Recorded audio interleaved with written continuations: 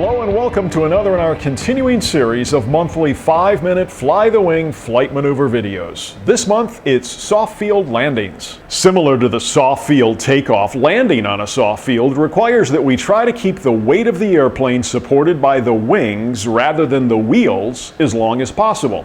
Now, our landing should be as smooth as possible at the slowest possible landing speed.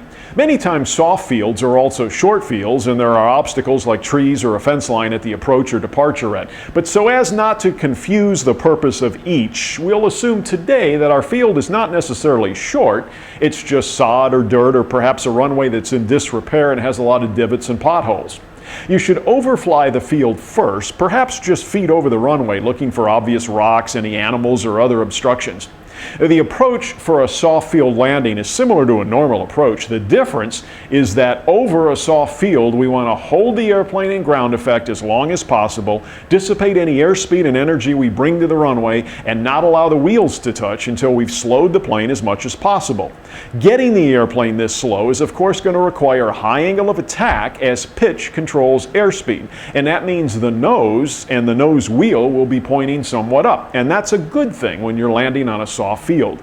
You don't want the nose wheel to dig in, as it's possible for the plane to wheelbarrow if that happens. Power can be used when you're right over the runway to soften the landing. Now, unlike the short field landing where there are no extra points for smoothness and style, we just want to get the plane down and slowed up as quickly as possible. In soft field landings, we're in no hurry to slam the plane down on the runway. In fact, we want to land the plane when it's done flying, and that only happens if you've got the plane slowed up. So now after landing and during rollout, you're going to need to add a little power to keep the plane rolling, and remember to bring in that back pressure on the yoke to keep the weight off the nose wheel as much as possible.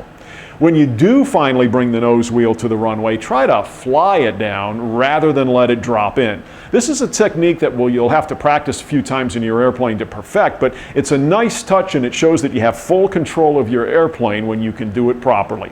As in the soft field takeoff, brakes are generally not needed when rolling out or taxiing after a soft field landing. The friction from the surface alone is generally enough to slow the plane.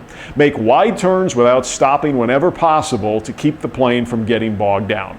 So let's go out now and practice a couple simulated soft field landings.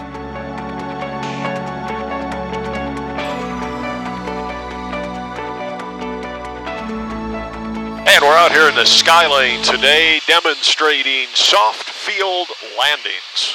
So the soft field landing is just like any landing until we get right over the runway. The whole point is to land the plane as slowly and as smoothly as possible. We're going to do that by getting right over the runway, holding it off as long as we can, keeping it flying. We should definitely hear the stall buzzer by the time we get down there.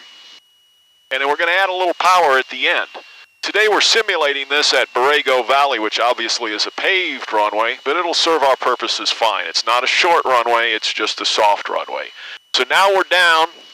We're going to trim for that and hold it right off the runway until we stall the plane. Add a little bit of power just to keep that nose up. Hold it off, and then just a little power and a little back elevator to keep that nose up until we decide we want to fly it down to the surface. That's going to happen real slowly and smoothly. Right there, you don't even feel it. Nose wheel is on. We would keep power up as we taxi back or to our hangar. Minimum use of brakes, and that's the soft field landing.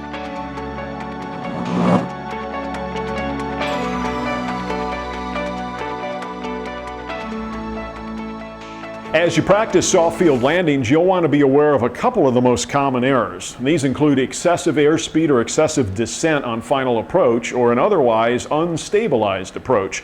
Remember, even when practicing, if it doesn't look right at any point, just go around. Rounding out too high over the runway and poor power management during round out and touchdown are other errors. A hard touchdown is an indication that you're going to need a little more practice in soft field operations, and allowing the nose wheel to fall to the runway rather than flying it down under control with power is another common error.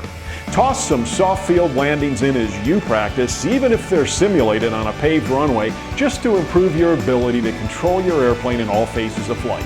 Have fun, fly safely, and I'll see you again next month for another 5-minute fly the wing flight maneuver video.